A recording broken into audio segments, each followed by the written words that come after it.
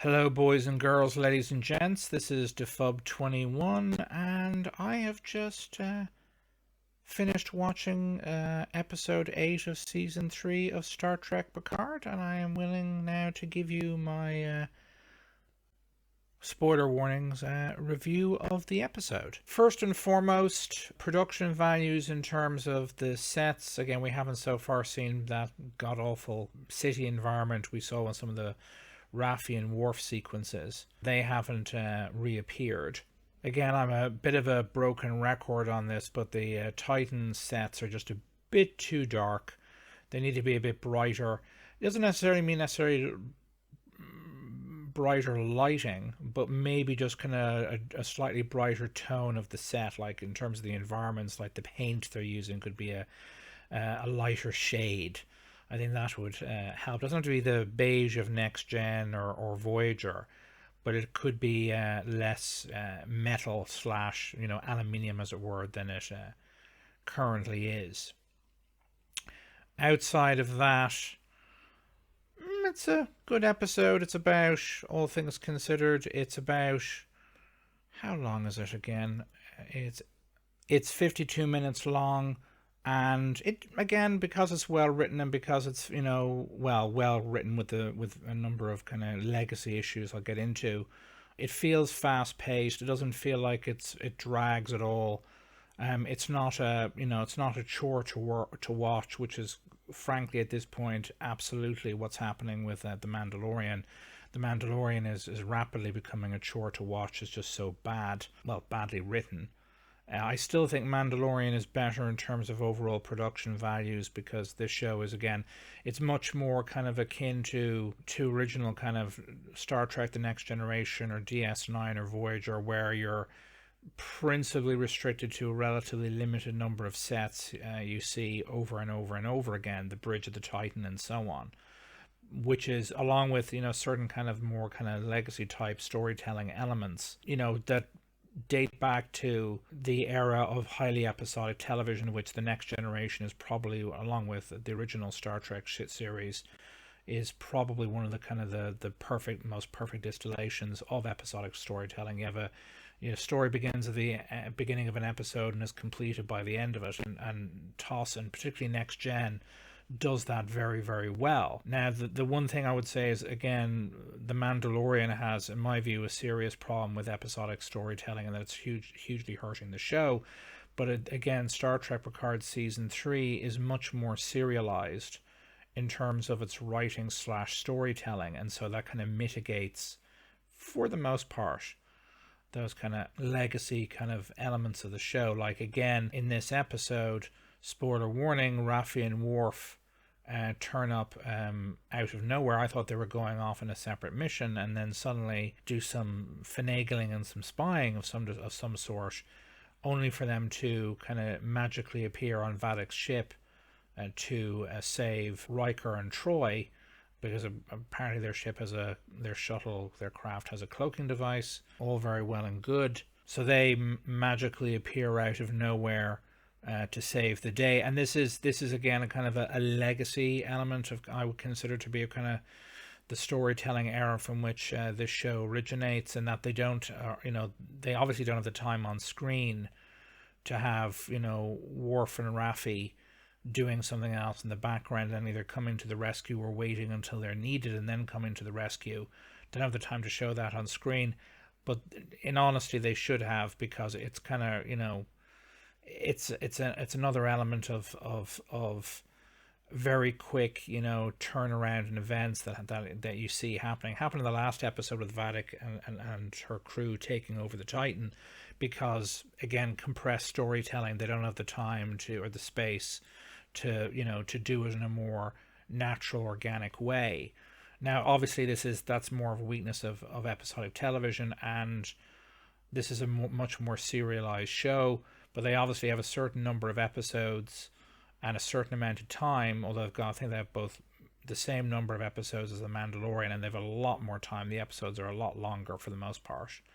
And so maybe they could have nipped and tucked a couple of places to add in a bit of time for Worf and Raffi, but It's a bit of an annoying thing that them again appearing out of nowhere.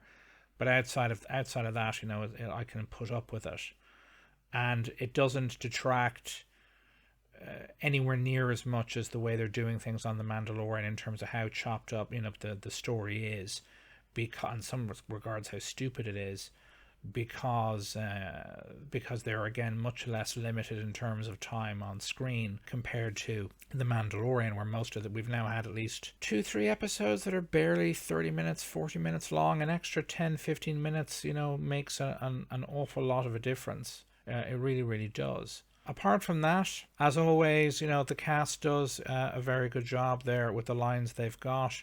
It's nice to see Deanna Troi, Marina Sirtis back in action. It's very good to see her with Will Riker interacting. There's actually a rather a funny sequence after Worf turns up, because I believe Worf and Troy were in a relationship at some point, or they maybe were or close to. I know there's an alternate universe episode of Next Gen where Worf and Troy got into a relationship, and at some point Troy died, I believe, if memory serves me correctly. But apart from that, it was that I had no complaints, no negatives whatsoever. Again, the truncated storytelling about again, Worf and Raffi turning up out of nowhere is a negative. I thought they had handled the kind of battle for control of the new body between Lore and Data very well. Although, again, they kill Lore. I assume he's dead, which is a pity. I actually like Lore. Lore was quite a good baddie. And in terms of actually killing good baddies that I'm, thought they could keep around, they appear to have killed Vadik this episode, which is unfortunate, because I think Amanda Plummer, if I get her name correct, did an excellent job and could have made a kind of a new and very entertaining antagonist to be seen in the future within Star Trek, assuming the character is dead. But again, if the character is dead, character is very well written. Amanda Plummer did a great job playing the character. Maybe she should play bad guys more often if she's given the opportunity to do so, because she's clearly very good at it. Apart from that, it doesn't, again, compared to the Mandalorian, it's much more limited in the kind of the number of sets and environments you're in comparative terms, but it's just so much better written in a base foundational way. I mean, it's again the advantage of the longer episode runtimes and the much more serialized storytelling compared to the Mandalorian. Plus, there's nothing as blatantly stupid in this as that whole episode with the child being grabbed by the foundling being grabbed by the flying dinosaur monster creature in that particular episode of The Mandalorian, where apparently it's been attacking the Mandalorians for some time and apparently killed at least a couple of them previously. They have made no attempt to hunt it, seek it out, find its location and kill it, which to my mind, considering the whole mythos and culture around the Mandalorians, seems quite frankly nuts. Apart from that, what else? Well, they did kill one of the kind of supporting on the deck characters this episode. I believe the character's name escapes me. Female Vulcan, I believe. I thought that actress did a very good job with the lines she's had, the work she's had this season. Pity she's gone. Again, if there is going to be a sequel series on the Titan starring Captain Shaw, it would have been good to have her along. But outside of that, it's, again, with the exception of episode 2 and 3, which I thought dragged a bit of this season of Picard, the show, on a per episode basis, the quality of the show is much better than Mandalorian. I mean, Mandalorian is, I think, overall is going to end up being a deeply, deeply mediocre show this season. And everything they worked to and built up to in season 2 of The Mandalorian, they've clearly thrown away or almost close to it. I mean, this is, it's